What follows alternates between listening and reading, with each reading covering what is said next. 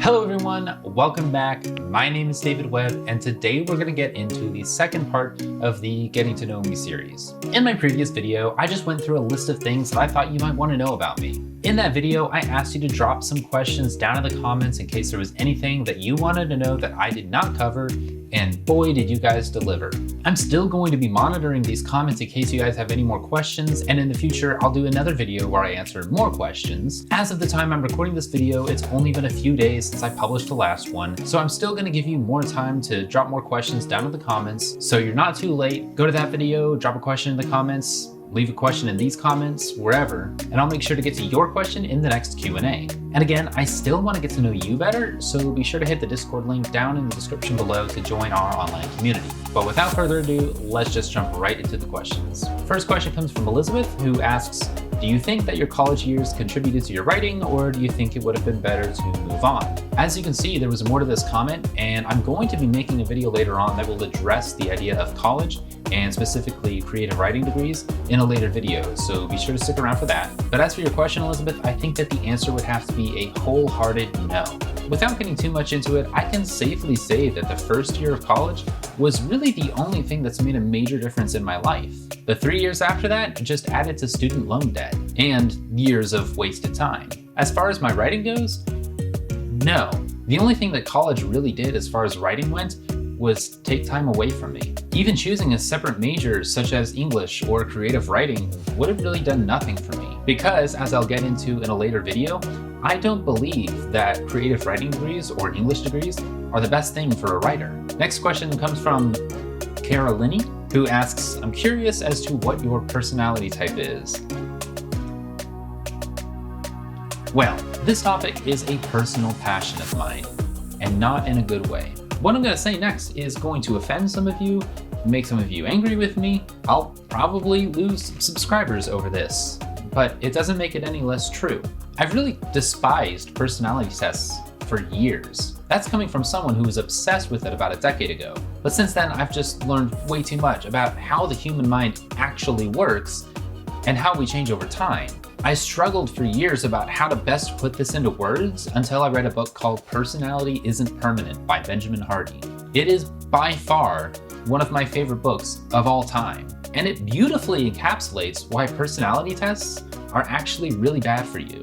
Without getting too far into it, your personality changes so much more frequently and so much more drastically than you might imagine. It's also honestly kind of a waste to try to discover who you are, when in reality you should be deciding the kind of person that you actually want to be and then actively becoming that person.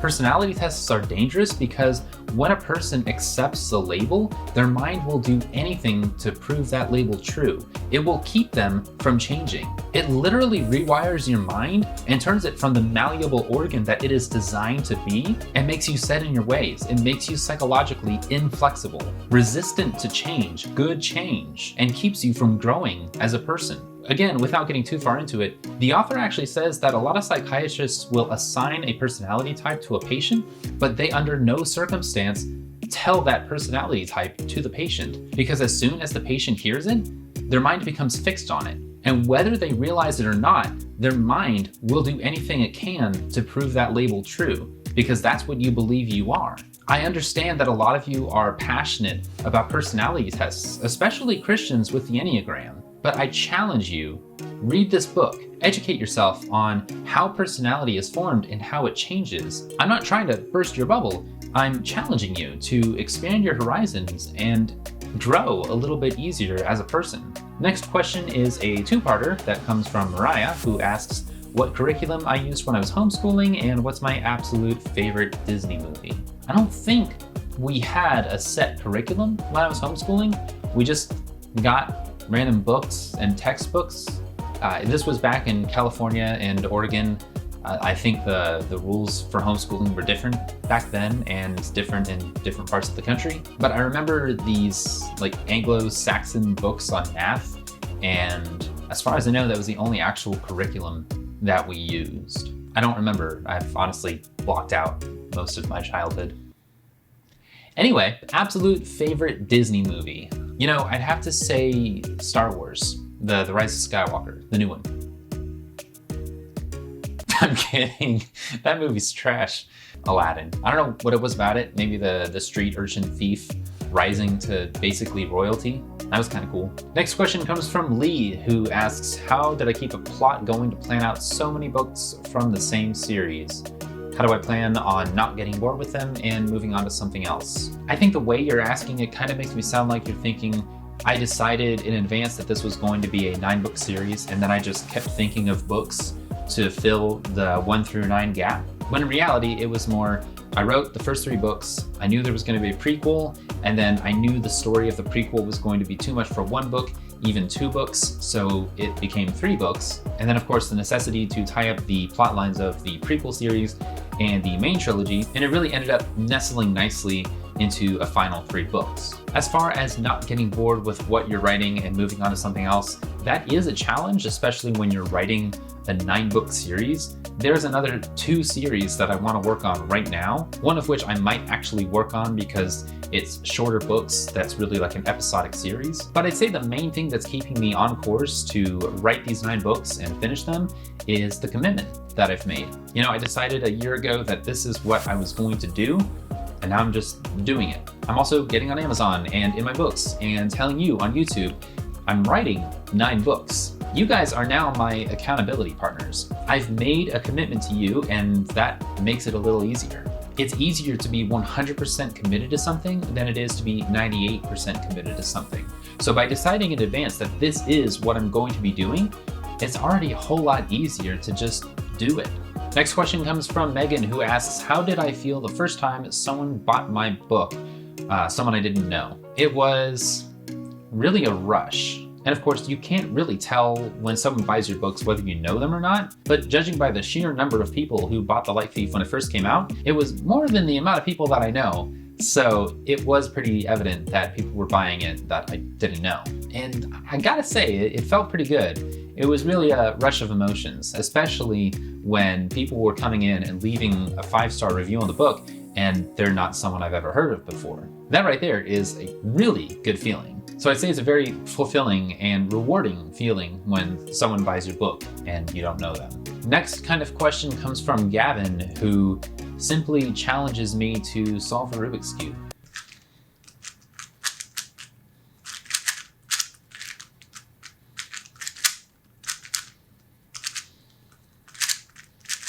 Tell you what, it is awkward solving it at this angle. About 15 seconds. Okay, I'll take it. It's about average. I'm not gonna sit here and solve it over and over again until I get a decent time, so you get the basic idea. Next question comes from Hannah Johnson, who asks, how do I stay focused with so many projects/interests? And that's in the context of all I do for work when it comes to YouTubing, writing, and then social media marketing, and then all of the random hobbies that I have. The answer to that is pretty simple, and that's just a commitment to doing what I know I need to do.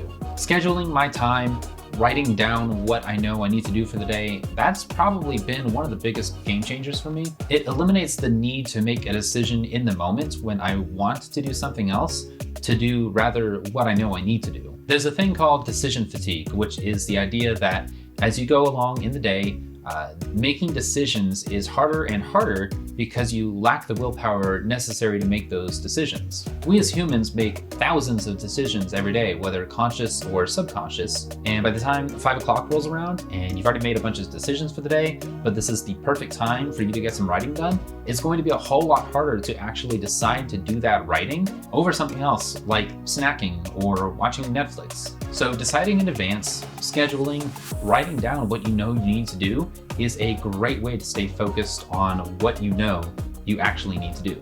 Next question comes from Molly, who asks, how do I pronounce the word you see on the screen? This is one of my characters' names from The Light Thief, and I know it's supposed to be pronounced Tamisra. It's a Hindu name, I believe, meaning darkness, but I pronounce it Tamisra. I know it's technically wrong, but I also know that in the books, it's been thousands of years since the sun has died, and all of culture, all of civilization has been forced into one hole in the ground. There are no races, there are very few different languages, and so the correct way to pronounce things has more or less been forgotten. So I go with the pronunciation that best fits the kind of cave dwellers who named her. So, to Misra. Next question comes from Skit Sunday, who asks if I have any tips on how to start performing magic as a job. That's a tricky question, even though the answer is more or less pretty simple. They say in life it is more important who you know than what you know. In magic, this is so much more true, but also not quite as true. And here's what I mean. If you want to perform magic as a job, you have to be incredibly skilled, especially in modern times where everyone kind of knows how the basics are done. You can go on YouTube and look anything up. And take it from someone who has messed up in front of people before, there's not really a worse feeling than performing magic and someone seeing and pointing out exactly how it's done, especially when you're getting paid. Now, skill aside, it is incredibly important that you know people. Out of all the gigs that I ever got while performing magic, they were all because I knew someone. One of the two major organizations that magicians belong to is called the International Brotherhood of Magicians, and it really is a brotherhood. It is a very tight-knit group of people who know each other rather intimately. And all the gigs I ever got were from other magicians saying, hey, I know of a guy who needs a magician at this party at this time. Do you want to do it? I've known magicians in the past who were able to get a job without any references whatsoever, but those are incredibly hard to come by. In order to have the best chances of performing magic professionally, you need to know other magicians, other people in the entertainment industry, talent agencies, and this last one is where you'll probably get most of your work, is signing on with a talent agency who rents out magicians and balloon twisters and jugglers. If you get in with them, they can typically get you gigs pretty easily. So I hope that gives you somewhere to start. Last question comes from Cass, who asks, what is my typical day like as a writer?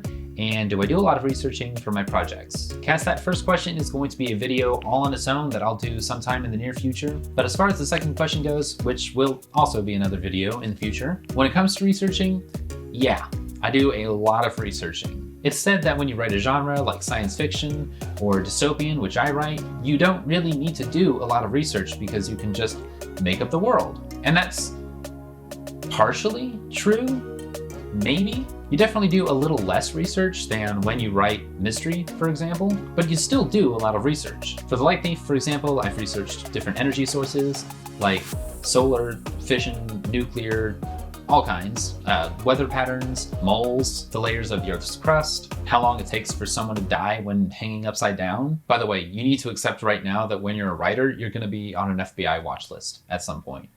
You just gotta. I've made my bed with that a long time ago. Point is, yes, I've done a lot of research for this series and other books, and it's kind of inevitable when you're a writer that you're going to be doing research, and a lot of it. I think that writers are some of the most knowledgeable people in the world. They won't necessarily be geniuses by any means, but they'll know the most random things about the most random things. There's probably a lot of them that have been on Jeopardy, just because you do a lot of research. So there we go. That looks like all the questions that have come in so far. Again, feel free to keep them coming. I'll do another Q&A episode later on. But thank you for all the questions that have come in. This is really fun just to sit here and talk with you. Again, join the Discord server. Several of you have taken me up on that offer already and are jumping on board. So click the link down in the description and join our community. That's all I got for today. Thank you again for joining me. My name is David Webb, and get some writing done.